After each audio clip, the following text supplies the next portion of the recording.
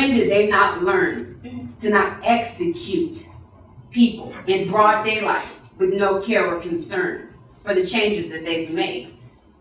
I just don't understand how my brother wasn't arrested like the rest of the community that I've seen being taken in without any instance or harm since his murder.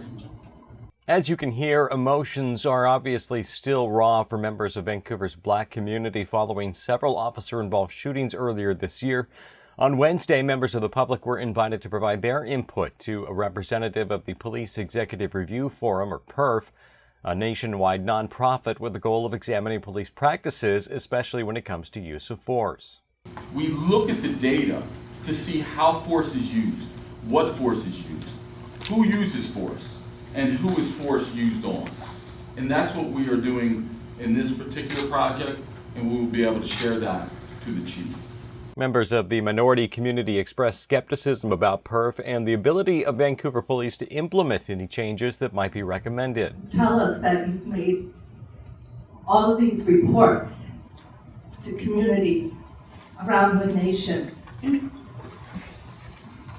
I want to know what community of color has tipped their hat off to you because the impact of those reports have changed the way that things have been done in that community. It feels a little bit like law enforcement investigating law enforcement. And I also just generally want to make a comment that best practices that are being used across the nation, they may be considered best practices, but when we look across the nation, even in departments that have implemented these practices, we still have what appears to be bias-based death happening at the hands of our police. Vancouver Police Chief James McElvain said he believes his officers are well-trained and well-meaning, but that he's open to change.